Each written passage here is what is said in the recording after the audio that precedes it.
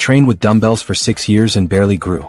Then I switched to a method most trainers call too light, and added more muscle in 3 weeks than the entire year before.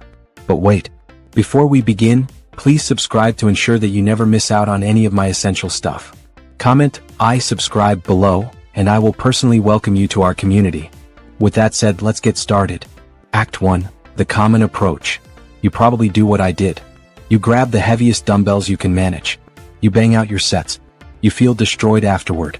You think that burn means growth. Marcus thought the same thing. He's a 34-year-old accountant I met at my gym. Decent shape. Been lifting for 3 years. But he'd hit this wall. His arms measured 14.5 inches and hadn't budged in 8 months. His chest looked flat. His shoulders? Rounded forward from all those heavy presses. Every workout, Marcus would grab the 50-pound dumbbells for chest press. His form looked like a car crash in slow motion. Elbows flaring.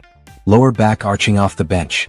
The dumbbells would wobble and shake as he ground out 6 ugly reps. He told me, "I need to go heavier to grow. That's what everyone says." And he's right, that is what everyone says. Progressive overload. Add weight every week. Chase the pump. Lift until failure. I did the exact same thing for years. I'd walk into the gym, eyeball the dumbbell rack, and immediately reach for weights that felt challenging from rep 1. My ego loved it. My body? Not so much. My left shoulder started clicking during overhead press. That wasn't a good click. It was the kind that makes you wince. My right elbow felt like someone was jabbing needles into the joint every time I straightened my arm after heavy curls. But I kept pushing. Because stopping felt like giving up. Here's what nobody tells you when you're chasing numbers. Your nervous system adapts faster than your muscles and connective tissue. So you can lift heavier, your brain learns to recruit more muscle fibers. But your tendons, ligaments, and joint capsules? They're still catching up. And when they can't keep pace, that's when the grinding starts. The clicking. The dull ache that won't go away. Marcus was walking that exact same path. 3 years in, still spinning his wheels, wondering why his body looked the same despite feeling beaten down after every session. Here's the thing nobody wants to hear. Effort doesn't equal results. And that's where most people quit paying attention to what their body is actually screaming at them. Act 2. Why it fails. Let me show you what's really happening when you lift too heavy. A 2019 study in the Journal of Strength and Conditioning Research tested 2 groups of intermediate lifters over 8 weeks. Group 1 lifted at 80% of their 1-rep max heavy, grinding reps. Group 2 lifted at 30 to 50% of their max, lighter, controlled reps with a specific tempo. The result? Both groups gained almost identical muscle mass, within 2% of each other. Group 2 actually showed 12% better muscle activation in the targeted areas, measured through EMG sensors attached to the working muscles. This was tested on people who'd been lifting for 2 to 3 years, not beginners, so the newbie gains excuse doesn't apply here. But why would lighter weight produce the same growth? Because your muscles don't have eyes. They can't see the number printed on the dumbbell. They only respond to 3 things: mechanical tension, metabolic stress, and muscle damage. When you control a lighter weight through a full range of motion with deliberate tempo, you're maximizing tension where it matters.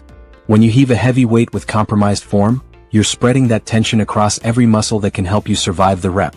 Your shoulders take over during chest press. Your lower back compensates during rows. Your traps shrug up during lateral raises. Your momentum does half the work on curls. Marcus's shoulders felt like rusty hinges every morning. Not sore, damaged star. That grinding sensation when he'd reach for something on a high shelf. That sharp pinch when he'd put on a jacket. His rotator cuffs were screaming, but he kept ignoring them because no pain, no gain, right? I asked him, "When you do chest press, where do you feel it most?" He paused. "My shoulders. And my lower back gets tight." "Not your chest." "I mean, a little. But mostly my shoulders." That's the problem right there. He was doing a chest exercise that didn't train his chest. He was just moving weight from point A to point B, recruiting whatever muscles could help him complete the task. His body treated every workout like a survival challenge, not a muscle-building stimulus. That's when he tried something nobody recommended, something that felt almost embarrassingly easy at first. Act 3. The alternative method. We dropped Marcus's dumbbell weight by 40%. Yes, 40%. Those 50-pound chest presses? Down to 30 pounds. His face fell when I handed him the lighter dumbbells. He looked around the gym like someone might judge him. "Trust me for 3 weeks, I said. If it doesn't work, you can go back to what you were doing. But here's the catch. We added a brutally slow tempo, 4 seconds down, 1 second pause at the bottom, 2 seconds up. Every single rep. No bouncing. No momentum. No cheating. The first set Marcus laughed. This is too easy. Rep 1, smooth. Rep 3, still manageable. Rep 5, okay, I'm feeling it now. Rep 8, his chest started shaking. Rep 10, his face turned red. Rep 12, he looked like someone had punched him in the sternum. Where do you feel that? I asked. He pressed his hand against his chest, breathing hard. Right here. Just my chest. Exactly. We rebuilt his entire program around this principle. Not just chest, everything. Every muscle group got the same treatment. Lighter weight, perfect form, brutal tempo, real muscle fatigue. Chest, dumbbell press asterisk. 30-pound dumbbells, down from 50. 4-second eccentric, 1 second pause, 2 second concentric. 3 sets of 12 to 15 reps. Rest, 90 seconds between sets. Back single arm dumbbell rows asterisk. 35-pound dumbbell, down from 55. Pull with control, 3-second squeeze at the top. Really crush that shoulder blade back. 3 sets of 10 to 12 per arm. Rest, 60 seconds between arms. The squeeze at the top is critical. Most people yank the weight up and let it drop. We held it, contracted the lat, made the muscle work instead of letting gravity do it. Shoulders, lateral raises asterisk. 12-pound dumbbells down from 20. 5-second lowering phase, this is where the magic happens. Pause for 1 second with arms slightly in front of body. 3 sets of 15 reps. Rest, 60 seconds. Marcus's shoulders had been so fried from heavy pressing that lateral raises used to hurt. Within 1 week on this tempo, the clicking stopped. By week 2, he could raise his arms overhead without wincing. Legs, goblet squats asterisk. 40-pound dumbbell, down from 60. 3-second descent, 2-second pause at bottom, explosive drive up. 4 sets of 12 reps. Rest, 2 minutes, legs need more recovery. The pause at the bottom eliminates bounce. Your quads have to generate all the force to stand back up. No stored elastic energy. Just raw muscle contraction. Arms bicep curls asterisk. 20-pound dumbbells, down from 35. 0 momentum, 0 body English, 3-second lower. Full supination at the top, twist that pinky toward your shoulder. 3 sets of 12 to 15 reps. Arms, overhead tricep extensions asterisk. 25-pound dumbbell, down from 40. 3-second eccentric, 1 second squeeze at full extension. 3 sets of 12 to 15 reps. 3 times per week. Full body every session. Monday, Wednesday, Friday. 45 to 50 minutes max including warm-up. Week 1, Marcus was skeptical. I don't feel destroyed after workouts. Am I even doing enough? Week 2, his shirt started fitting tighter around the chest. His arms looked fuller. Not hugely different, but noticeable. Week 3 we measured. Arms, 15.2 inches, up from 14.5. Chest, 41 inches, up from 39.5. His shoulders had visible caps now, you could see the separation between the front and side deltoid. His chest had actual shape, you could see the line between upper and lower pec.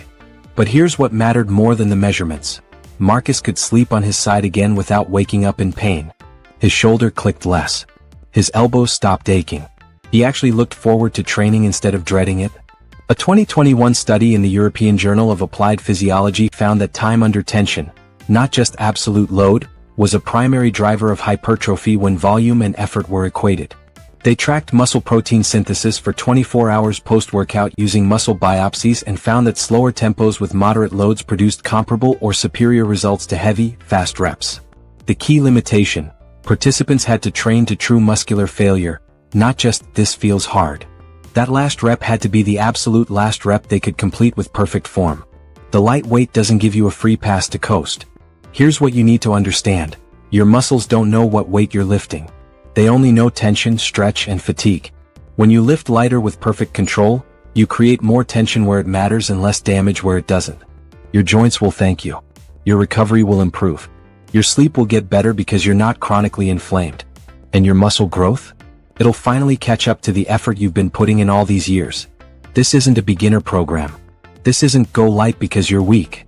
This is a deliberate strategy to maximize muscle fiber recruitment in the specific muscles you're trying to build, while minimizing the collateral damage that comes from ego lifting. Marcus trains with me twice a week now. We're 6 months in. His arms are 16.1 inches. His chest measures 43 inches. But more importantly, he's pain-free. He can throw a football with his son without his shoulder barking at him the next day. Last week, someone at the gym asked him, "Why are you using such light weight?" He smiled and said, "Because I'm actually trying to build muscle, not just move weight around." So here's my question for you. If you had to choose right now between lifting heavier weight with compromised form or lifting lighter with perfect control and tempo, which one do you honestly think builds more muscle long-term? And more importantly, which one keeps you training for years instead of months? Drop your answer in the comments. Be brutally honest with yourself. And if you found this valuable, hit that subscribe button. I will be dropping one video every week breaking down what actually works in the gym versus what just sounds good on the internet.